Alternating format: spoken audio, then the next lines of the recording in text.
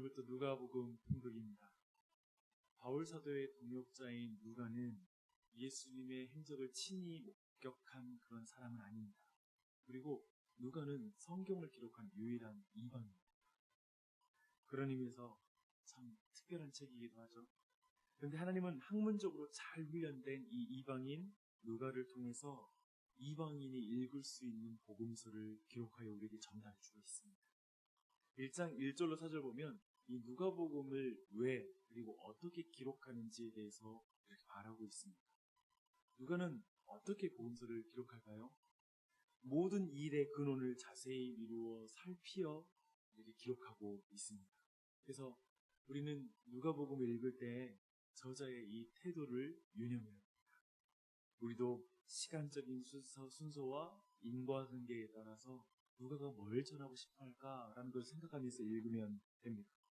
누가는 이렇게 역사적인 관점으로 예수님의 행적을 보게 함으로 우리에게 전달하고 싶어하고 우리에게 나타내고 싶어하는 효과가 있습니다. 그것은 예수님과 복음에 대해서 배우고 들은 것을 견고하게 하기 위함이라 라고 이렇게 말하고 있습니다. 정말 소망하는 것은 누가복음을 통해서 온 교회가 예수님의 행적을 살피면서 그 예수님을 보면서 그 마음의 믿음이 다시 견고해졌으면 좋겠어요. 다시 세워지는 은혜가 있었으면 좋겠어요.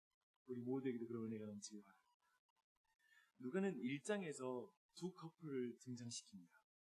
아이를 원했지만 갖지 못한 채 이제 나이 들어버린 사가랴와 엘리사벳 부부와 이제 정원은 했으나 결혼하지 않아서 아이가 없는 매우 젊은 정말 소년이라고 말할 수 있을 만한 마리아와 요셉 커플입니다.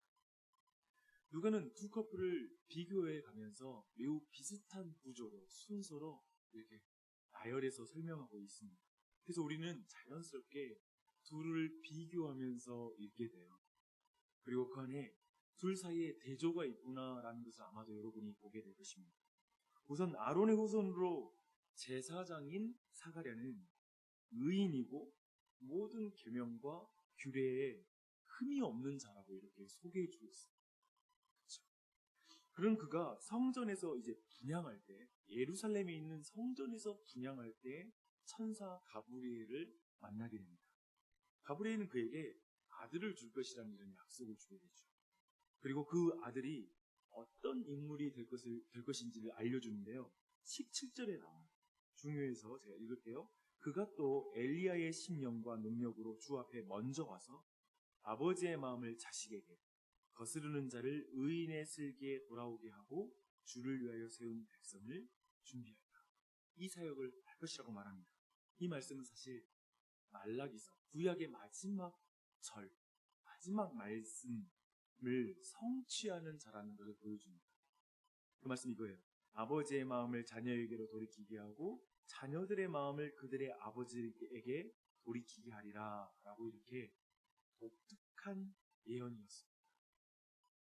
근데 이 말씀, 말라기서의 마지막 말씀과 이 일을 이루게 된 이 엘리야의 사역은 매우 독특한 말씀이에요. 그래서 이 부분을 좀 우리의 상식을 뒤집기 때문에 제가 좀 볼게요. 우리는 지금 리빌딩 60일이라는 이 특별한 또 우리가 하나님께 소원을 두고 행하는 이 일을 행하고 있는데요. 근데 여러분 좀 질문하겠습니다. 여러분이 회복되는데 재건되는데 뭐가 가장 큰 장애물입니까? 그 장애물에 따라서 여러분이 아마도 그걸 풀 수 있는 키가 있을 거예요. 뭐가 우리를 하나님 앞에 모든 영적인 부분을 다시 세우는데 키가 될까요? 아마도 우리는 내 죄가 문제야. 내가 하나님께 정말 관심 없었던 것 같아. 영적인 문제에 관심 없는 내 마음이 가장 큰 문제야. 내가 돌이켜야 하는데 우리가 돌이켜서 하나님께 나아가면 모든 것이 회복될 거야 라고 이렇게 말할 것입니다. 진짜 문제는 내가 하나님과의 관계에 크게 신경 쓰지 않는 나의 무관심, 영적인 침체, 그것이 문제이기 때문에 그런 의미에서 나만 태세를 전환시키면 이 모든 것이 회복될 거야 라고 이렇게 생각하는 것입니다. 전혀 틀린 말은 아닙니다. 그런데 성경은 약간 다르게 말합니다. 진짜 문제를 언급해요. 사람의 죄로 인하여 진짜 문제는 아버지의 마음이 자녀에게서 떠났다는 것이죠. 이게 진짜 문제. 거룩하신 하나님이 죄인과 화목할 수가 없는 게 진짜 문제예요. 거스르는 자에게 의로우신 하나님은 진노하실 수밖에 없는 것입니다. 이걸 놓치면 안 됩니다. 이 문제를 먼저 해결해야 됩니다. 죄인이 죄를 해결하지 못한 채 하나님께로 바로 서게 되면 그 사람은 심판을 받게 되기 때문에 그렇습니다. 세례 요한의 사역은 바로 아버지의 마음을 자녀에게로 돌이키게 하는 그 사역과 관련이 있고, 예수 그리스도의 십자가의 사역은 바로 그 일을 이루시는 것이죠. 진짜 우리가 어떻게 할 수 없는 사역이에요. 어쩌면 우리는 내 마음 바꾸는 거, 우리도 그거 안 된다는 거 알고 있긴 하지만 내 마음을 주님께 돌이키는 게 안 되는 거 알고 있잖아요. 근데 우선된 게 뭐냐면 아버지가 우리를 향하여 마음을 돌이켜야 우리가 그것을 보고 참으로 우리가 하나님께로 진정 돌이킬 용기를 갖게 돼요. 즉 예수 그리스도의 십자가의 사역을 통해 하나님의 사랑이 나를 향하고 있음을 깨닫게 될 때 우리는 우리의 마음을 돌이켜 주님께로 향할 수 있게 되거든요. 바로 이 일을 이루시는 것이죠. 제사장 사가랴는 천사가 하였던 이 약속이, 그리고 자신의 자를 통해 태어나게 될 그 인물이 어떻게 어떤 누구인지에 대해서 율법을 잘 알고 있었기 때문에 짐작했을 것입니다. 이제 거대한 회복, 인류 역사의 거대한 리빌딩의 사역을 위해 사가랴와 엘리사벳을 사용하시겠다라고 지금 말하는 거예요. 얼마나 영광스러운 약속입니까? 그런데 사가랴는 이 말씀을 믿어지지 않아요. 자기들처럼 늙은 부부가 아이를 가진다는 것뿐만 아니라 자신들이 이런 영광스러운 회복 가운데 리빌딩 가운데 쓰임받는다는 것이 믿어지지가 않는 거예요. 그래서 사가랴는 증거를 구합니다. 이 증거를 구하는 건 불신의 증거예요. 불신의 태도예요. 그래서 그는 그 증거가 무엇이냐면요, 그가 아이가 태어날 때까지 벙어리가 되는 거예요. 그게 그 증거로 주어집니다. 근데 이제 두 번째 사건은 앞에 이 사건과 여러 가지로 대조가 됩니다. 가브리엘이 전한 소식과 또한 반응을 또한 주목해 보시길 바랍니다. 이제 가브리엘은 늙은 부부가 아니라 처녀가 임신을 할 것이라는 소식을 이제 마리아에게 전합니다. 사가랴에게 소식을 전해주고 6개월이 지나고 나서 어쩌면 선한 것이 하나도 없다라고 나중에 나다나엘에 대한 예수님의 제자가 말했던 갈릴리, 그리고 거기에서도 시골인 작은 마을인 나사렛에서 찾아가서 한 소녀를 만나게 되는 것입니다. 사가랴하고 너무 대조가 되죠. 하지만 그녀가 들은 소식은 사가랴가 들은 약속과 비교할 수 없는 약속이 주어집니다. 가브리엘은 마리아가 잉태할 아들의 이름을 예수라라고 이렇게 말합니다. 그는 큰 자가 되고 지극히 높으신 이의 아들이 될 것이다. 그리고 닿는 다윗의 위를 이어서 영원히 야곱의 집을 다스릴 영원한 왕이 될 것이다 라는 어마어마한 약속이 이 소녀에게 주어집니다. 근데 이 소녀가 이 약속을 듣고 나서 질문을 해요. 여기는 의심보다 그 일이 어떻게 이루어지죠? 라는 어떤 그런 의미의 질문이었던 것으로 보입니다. 의심이 질문이 아니에요. 마리아는 자기가 남자를 알지 못하는데 어찌 그 일이 가능한지라고 묻지만 가브리엘은 성령의 능력으로 임신할 것이고 그 나실 자는 하나님의 아들이라고 선언합니다. 한 증거로 가브리엘은 마리아의 친척인 엘리사벳이 지금 임신한 지 6개월이 되었다라고 이렇게 말하는 것이죠. 그래서 하나님의 말씀은 능치 못함이 없다라고 약속하십니다. 마리아는 이 말씀을 의심할까요? 받아들일까요? 사실 처녀인 마리아가 이 말씀을 받으면 그 당대의 사회에서는 율법에 따라 돌에 맞아 죽거나 아니면 매우 천박하고 더러운 아이야 라고 이렇게 비난받게 되는 그런 말씀, 굉장히 장애물이 있죠. 근데 마리아는 가브리엘 말대로 자기가 은혜 받은 자인 것을 고백합니다. 주여, 여종이오니 말씀대로 내게 이루어지이다. 모든 정황을 한번 생각해 보세요. 사가랴와 정황을 고백하면 사실은 사가랴의 내용은 사가랴가 하나님의 말씀을 있는 대로 믿는 것보다 마리아가 이것을 있는 그 말씀대로 믿는 것이 얼마나 어려운 것인지 굉장히 대조가 돼요. 내용도 그렇고 모든 환경이 그런 거예요. 근데 그것을 그대로 받아들이고 철저히 하나님의 말씀을 믿는 거예요. 하나님의 행하심을 믿는 거예요.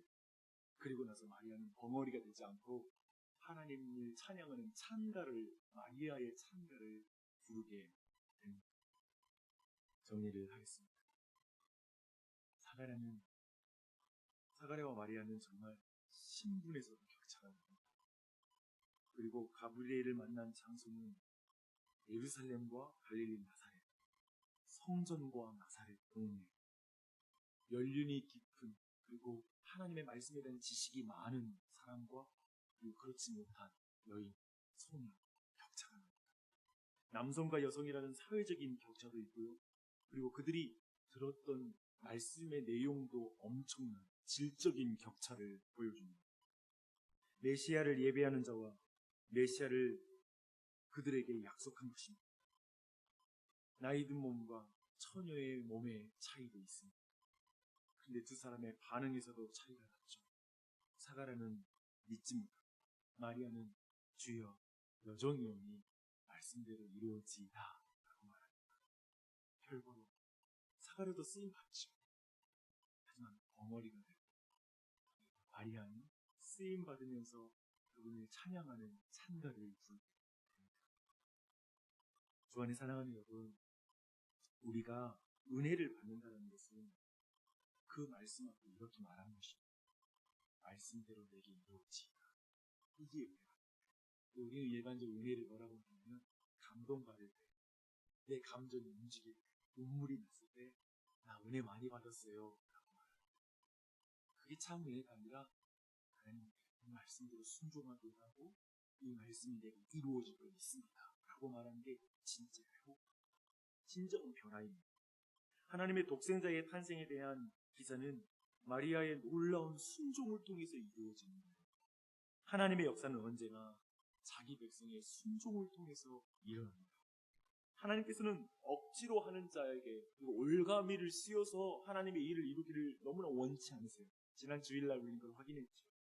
부족해도 참 믿음으로 자발적으로 순종하는 자를 통해서 이루어집니다. 저 마리아 아무것도 아닌 것 같고 신분도 또 정말 그 처녀로 소녀로 어떤 조건도 없는 그 연약한 자이지만 말씀을 믿음으로 하나님의 이 일을 이루시는 것입니다. 이것이 누가복음의 서두에서 놀랍게 선언하고 시작한 일들입니다. 그리스도의 성육신과 사심과 죽으심과 부활과 구원의 역사가 앞으로도 어떻게 일어날지를 보여주는 큰 방향을 제시해주고 있습니다. 여러분이 그런 순종의 자리에 있는지를 확인하는 여러분이 되셨으면 좋겠습니다. 리빌딩하는 과정에서 무엇보다 우리가 기억할 것은 우리의 행함으로 거룩하신 하나님의 마음을 돌이킬 수 없는데 예수님께서 우리 아버지 되신 하나님의 마음을 돌이키셔서 우리를 향하게 하셨다는 사실을 늘 주목해야 합니다. 그걸 바라볼 수 있게 해달라고 기도하십시오. 자꾸 자신을 자책하고 내가 돌이켜야 되는데 나에게 집중하지 말고 예수님께서 아버지 얼굴을 내게 돌이켜주십시오. 그 십자가를 바라봄으로 용기를 얻으십시오. 그렇게 나아가되 우리를 회복되는 것이 안 믿어질 수 있어요. 내가 영적으로 온전하게 회복되는 게 도저히 불가능할 것 같이 보일 수 있어요. 그런데 하나님 말씀하십니다. 내가 하나님께 능치 못한 일이 없다. 엘리사벳을 봐라. 마리아를 봐라. 너의 소망으로 너의 능력과 실력으로 내 일을 이루는 게 아니라 너가 나를 믿으라. 성령의 권능이 임하면 우리가 그 말씀을 믿을 때 하나님께는 우리를 회복시키고 일으킬 것입니다. 그래서 기도할 때 여러분 믿음 없이 기도하지 마십시오. 어떤 믿음이냐면 하나님 우리 가족이 이런 문제가 있고 또 우리 아내 그리고 아이들에게 이런 영적인 문제가 있고 우리 교회에 이런 문제가 있지만 하나님 말씀하시면 말씀대로 하나님이 역사하실 줄 믿습니다. 주님 고쳐주시옵소서, 회복시켜 주시옵소서, 돌이켜 주시옵소서라고 여러분 믿음으로 기도하십시오. 진짜 어려운 거 이미 예수님이 하셨어요. 아버지의 마음을 우리에게 돌이키는 그걸 했기 때문에 다른 건 문제는 별로 큰 문제가 아니에요. 하나님이 하실 일이 그렇게 기도하는 같이 용기 얻어서 믿음으로 기도하는 같이 하시기 바랍니다.